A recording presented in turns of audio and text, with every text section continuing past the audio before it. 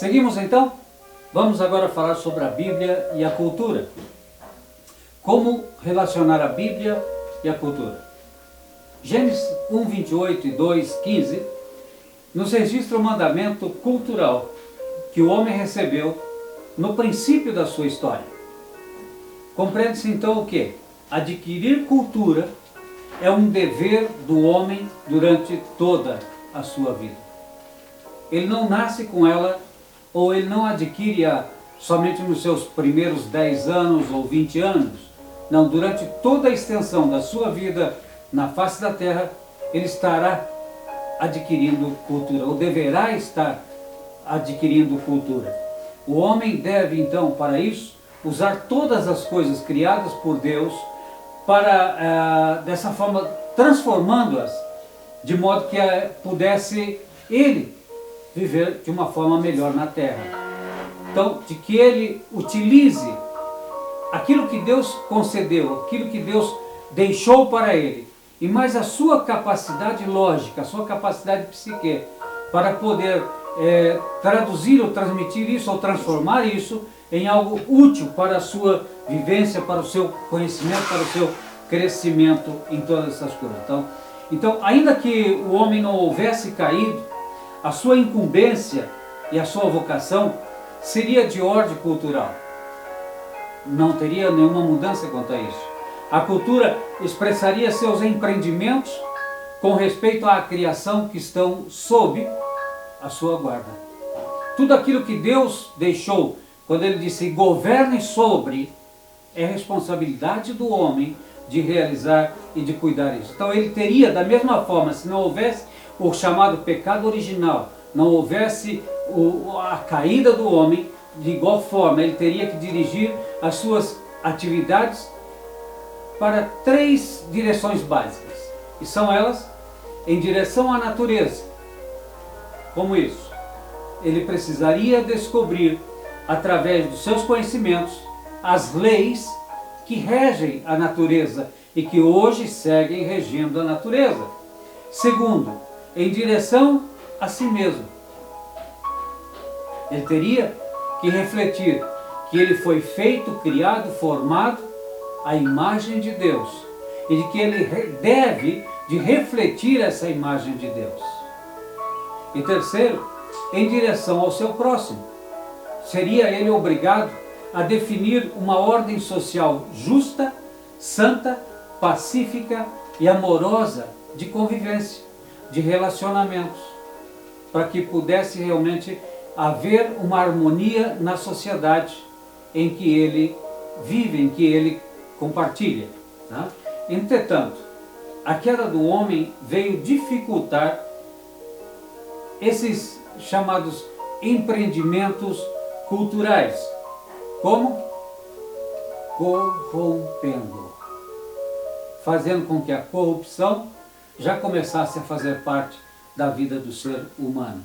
E por essa razão, podemos dizer que o homem já não reflete a imagem de Deus. Deveria, mas não reflete a imagem de Deus. Então, desde que o pecado corrompeu o homem, a humanidade tem unidade de propósitos em que as consequências vieram, os choques de interesses chegaram e foram maiores do que os interesses comuns. Naquele momento, Deus planejou a redenção do homem, juntamente com tudo aquilo que conhecia com respeito à sua vida e à sua cultura. E Deus utiliza-se do seu Espírito Santo para atuar na vida do homem, para procurar trazer o homem novamente à sua presença, ao seu relacionamento. E para isso, Deus contou com a cultura de um povo, para fazer desse povo que foi concebido e a quem foi concedido essa revelação especial, que é a nação, o povo de Israel. Para dessa forma, o Espírito Santo inspirar esses escritores bíblicos esses 40, mais ou menos 40 homens que escreveram o nosso texto sagrado, a transmitirem a palavra do Senhor, a mensagem de Deus a todo ser humano. Deus não os obrigou, Deus não os forçou, Deus não mudou a cultura deles para isso. Utilizou sua própria cultura e eles falaram na sua própria cultura para que todo ser humano pudesse entender de que o relacionamento com Deus foi cortado e a imagem de Deus foi danificada na vida do ser humano. Ok? Vemos, por exemplo, Abraão e a cultura. Ele foi chamado também, de uma certa forma, de um missionário transcultural.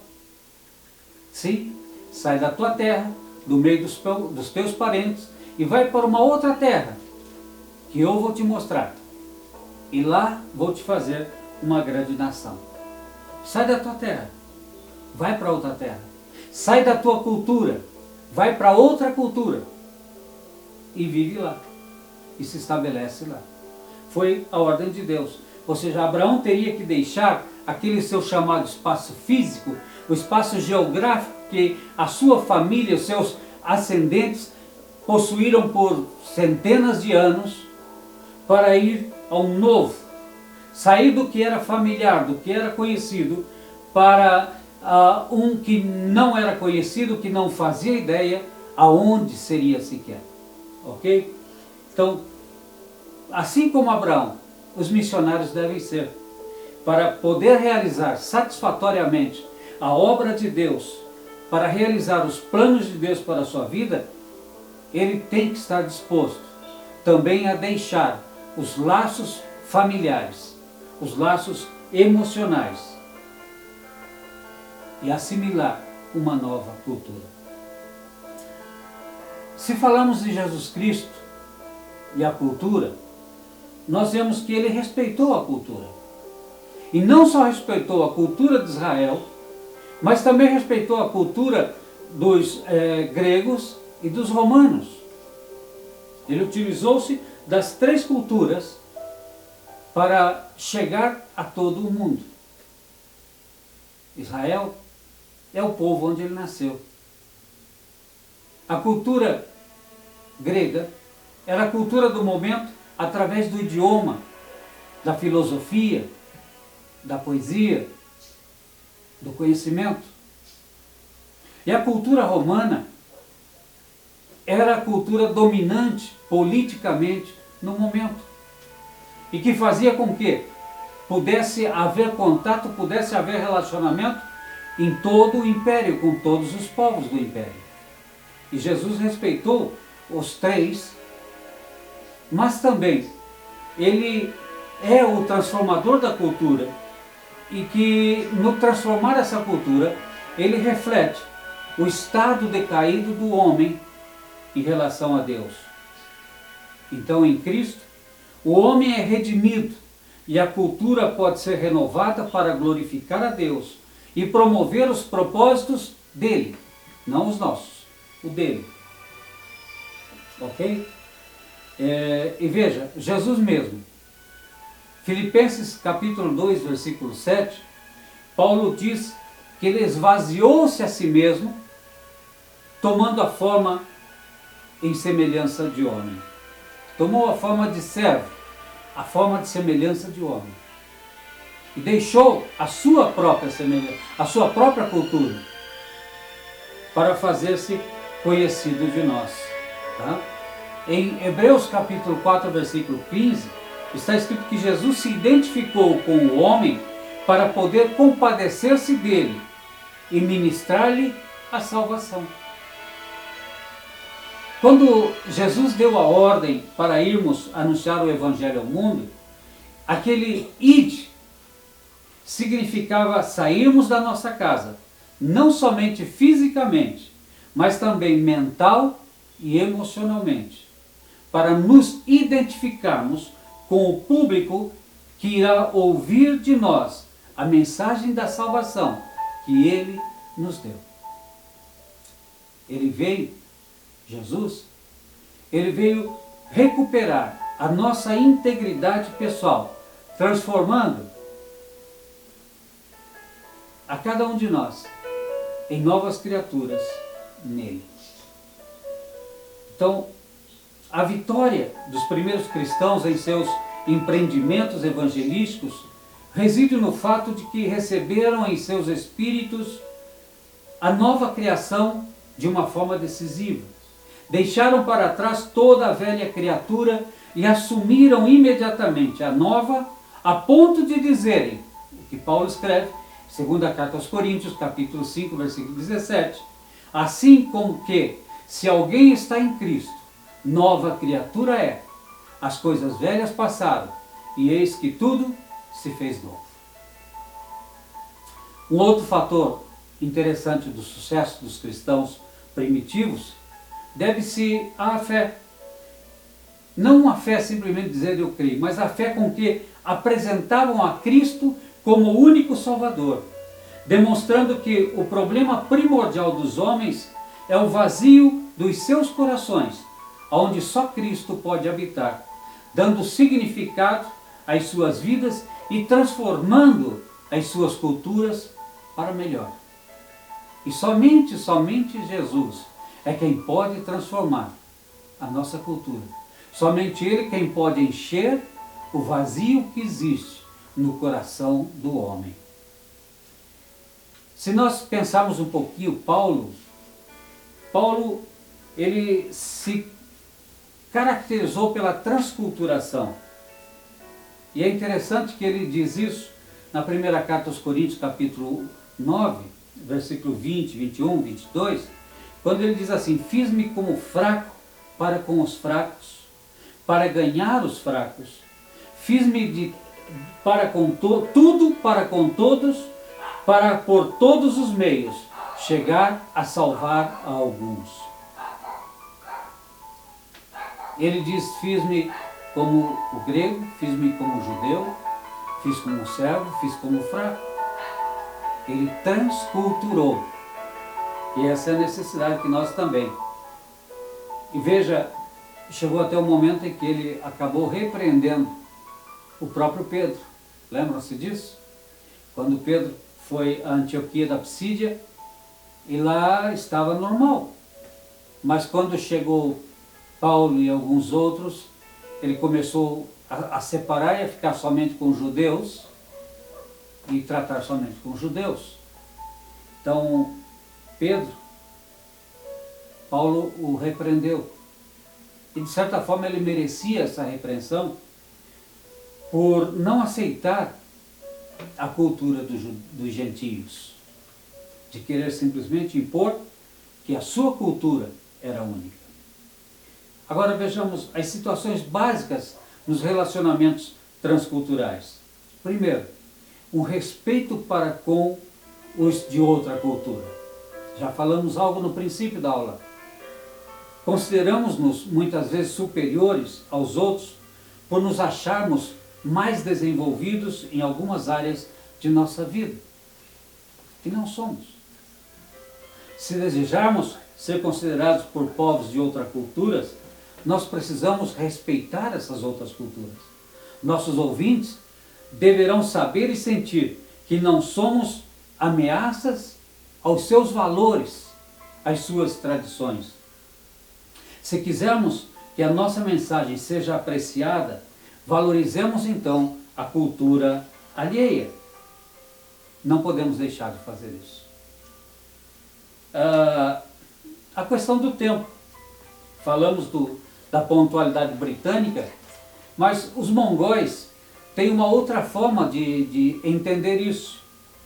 Eles não se preocupam com a questão hora-relógio, porque eles têm o seguinte: eles acham que, seguindo a sua própria natureza, é que quando temos fome, comemos. Quando temos sono, dormimos. Quando temos que sobreviver, trabalhamos. Outro lado são as decisões. Existem aquelas decisões que são individuais e as decisões que são grupais, ou que são decisões que dependem da cultura. Por exemplo, na Índia, existe aquilo que nós já falamos ao princípio, de que os pais tratam o casamento dos filhos. Quando são pequenos, os pais já fazem o contrato de casamento dos filhos. Não são as crianças, quando crescerem, que vão escolherem os seus cônjuges. Não? As leis também são de acordo com a cultura, muitas vezes.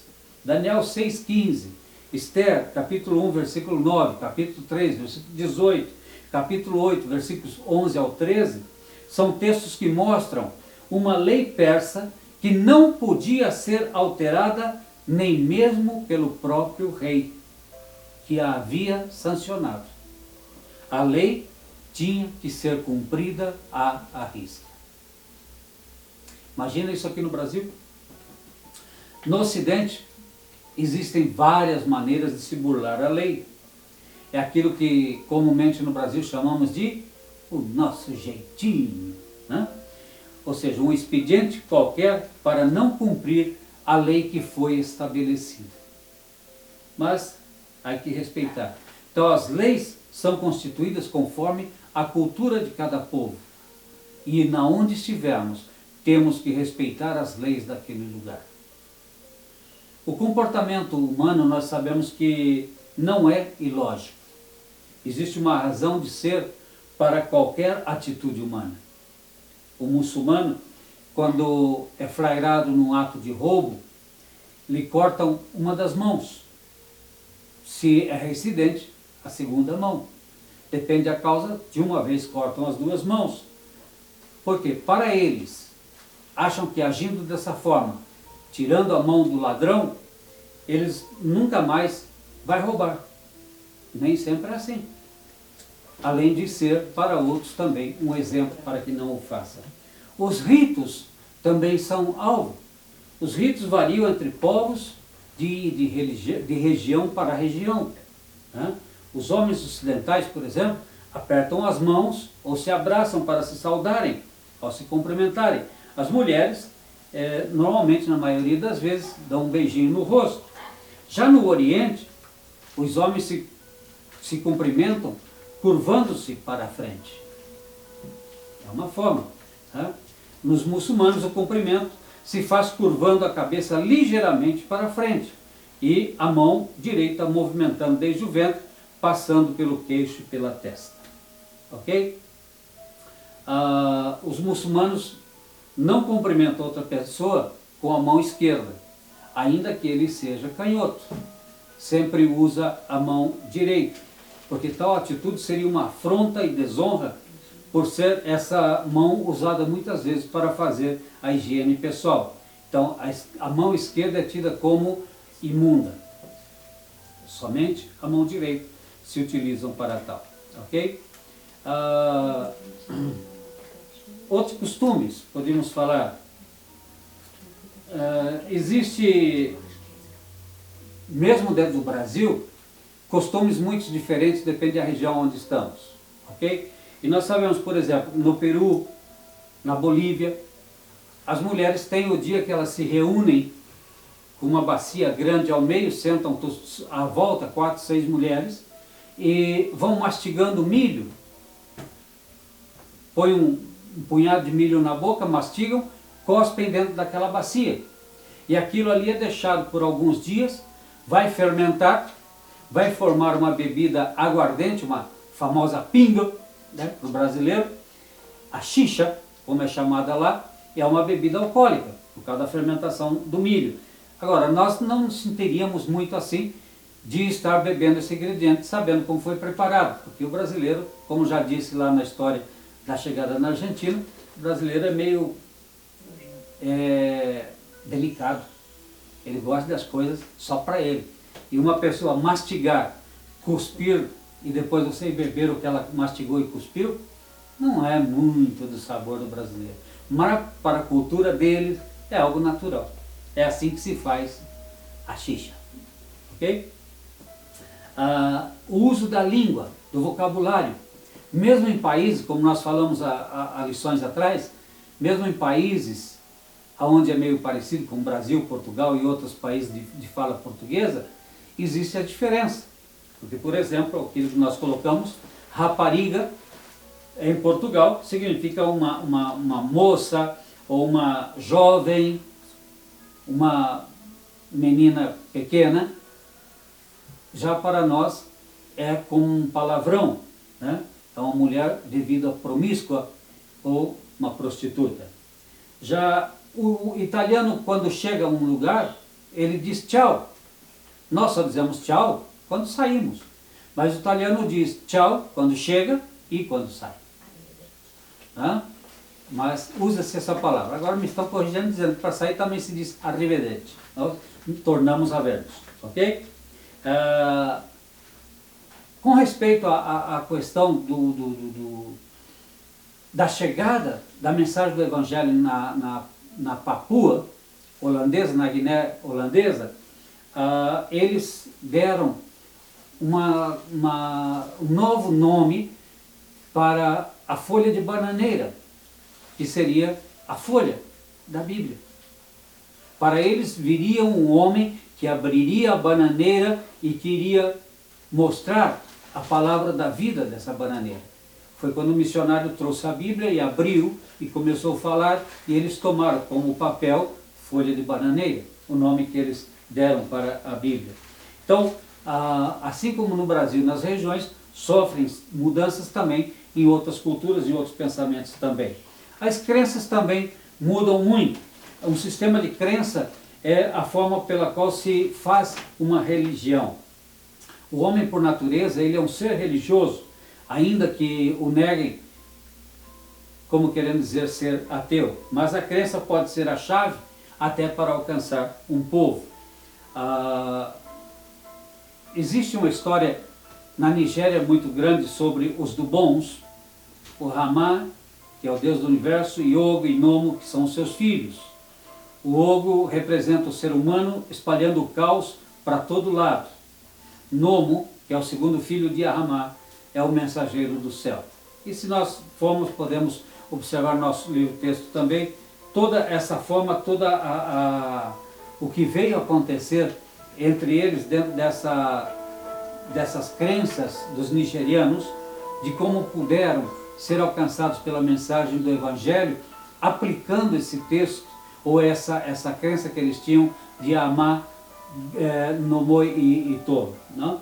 As crenças tanto podem ser também a chave para a evangelização de um povo, como eu já disse, como também pode ser uma barreira, como a cultura, como as tradições. Ok? Então tudo depende de como nós vamos aplicar as verdades bíblicas.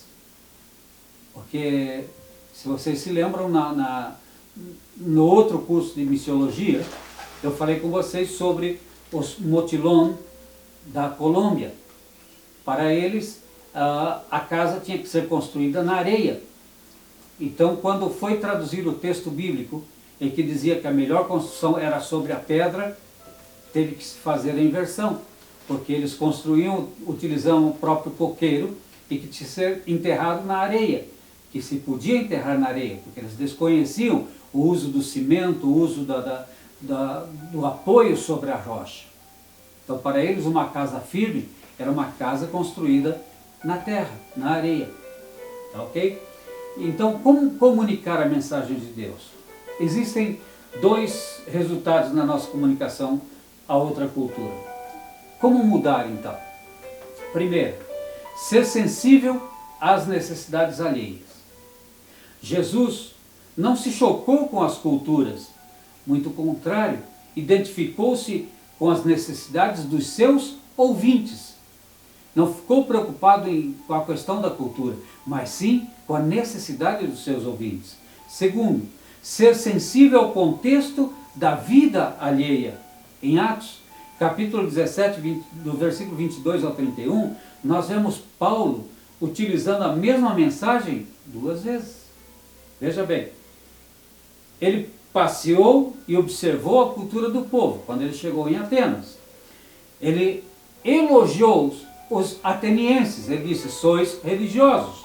Terceiro, ele falou ao povo. Quarto, ele falou da revelação de Deus.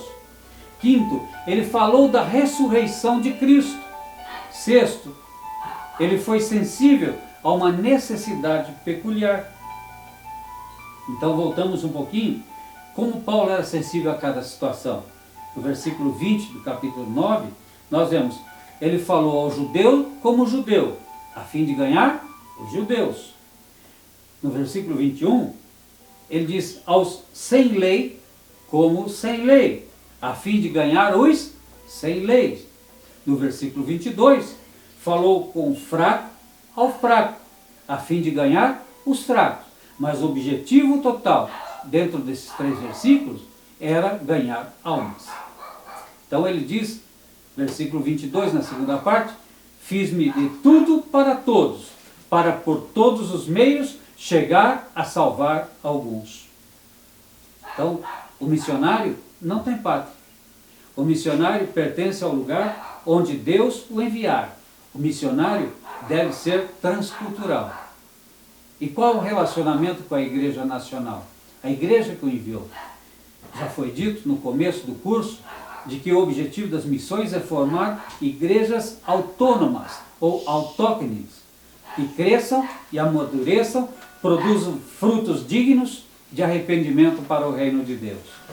O relacionamento entre a agência missionária e a igreja nativa deve-se caminhar de forma que os crentes nativos sintam-se responsáveis por sua igreja, que, como mesmo sustentada pela igreja e pela agência missionária, não sofrerá interferência ou controle possessivo da mesma. O missionário transcultural deverá ser capaz de preparar obreiros nacionais e, à medida do possível, ir passando à mão desses obreiros nacionais a direção do trabalho, ficando ele apenas como conselheiro ou supervisor, se não vai para outro campo. A igreja nativa deve sentir que os missionários vieram para ajudá-los e não para interferir na gestão da obra, causando dessa forma divisões que são lamentáveis e prejudiciais à causa de Deus. Ok? Vamos ao nosso questionário, o último dessa lição. Dá uma pausadinha aí. E nós vamos ver o questionário, tá ok? Pause o vídeo agora vocês e nós já vamos passar o nosso questionário. Depois da pausa você consulta o seu questionário comigo, ok? Questão 25. Sai da tua terra, da tua parentela e da casa do teu pai e vai para a terra que te mostrarei. Com base nessa passagem podemos afirmar que a chamada de Abraão era o quê? A, B, C ou D? Qual você respondeu? A, B? Acertou. Letra B. 26. E fiz-me como judeu para com os judeus, para ganhar os judeus. São palavras de A, B, C ou D? Se você respondeu a letra C, respondeu certo. 28, desculpe. Quanto às línguas, 27, vamos. País onde os pais combinam o casamento dos filhos quando esses ainda são crianças, conforme passamos no texto. A, B, C ou D? A letra certa é a B. 28. Quanto às línguas, aconteceu um fato curioso em Papua Nova Guiné, onde missionários traduziram o papel como A, B, C ou D. Se a sua resposta